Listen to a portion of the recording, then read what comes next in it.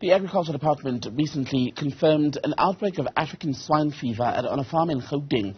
Farms in the northwest and the Free State were also placed under precautionary quarantine. Let's get an update on the situation now with Dr. Mpho Maja, Director of Animal Health with the Department of Agriculture. A very good evening to you, Doctor. Thank you for your time. So what exactly is African Swine Fever and how serious a situation is this? Good afternoon and good afternoon to the viewers.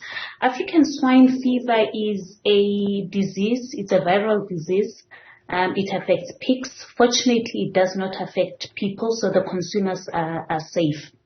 It is transmitted from pigs to pigs. It also affects wildlife, wild pigs.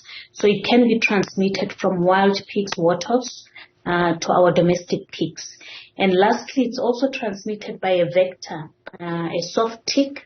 So where there is a presence of infected wild pigs and soft ticks, and those soft ticks feed on the warthog and move into your commercial piggery, they can transmit the disease in that way. So that's in a nutshell what African swine fever is. And is the outbreak still confined to that one farm in Gauteng?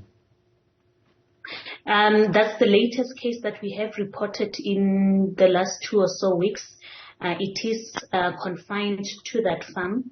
We have, as you've said, we have placed farms in the northwest and in the Free State under precautionary quarantine, purely because they had either direct or indirect link with the confirmed farm. So it's in order for us to be able to do the necessary investigations.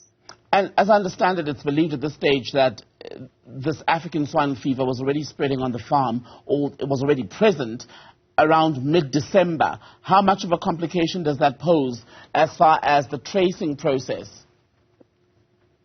That's probably the reason why quite a number of farms are under quarantine, because we counted back what we call an incubation period, being the time when the pig started showing disease to the time that we suspect introduction got into the farm.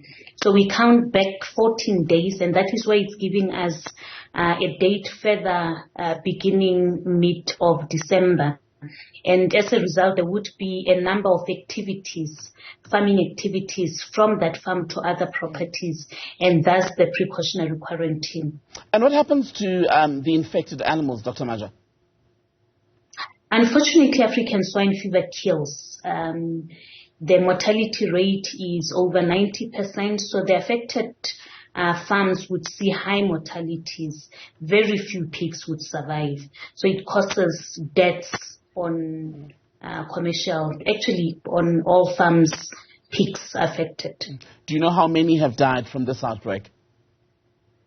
I don't have the exact numbers, unfortunately. We normally work on percentage, but it's not the entire farm that is affected. It's specific houses. So if you can imagine a pig farm with different houses on a farm, so it's certain houses that are affected, and we are trying by all means to contain it in those affected farms so that it doesn't affect the entire farm. And just finally, you've said that people who are buying pigs at the moment should make sure that they buy basically from healthy herds. How does one even know, and what do we look out for in this case where there's already an outbreak? The advice generally to farmers is please don't just buy pigs from the side of the road, or animals for that matter, from the side of the road. Do your due diligence before you buy animals, especially pigs. Talking ASF at the moment. Know who you are buying your pigs from.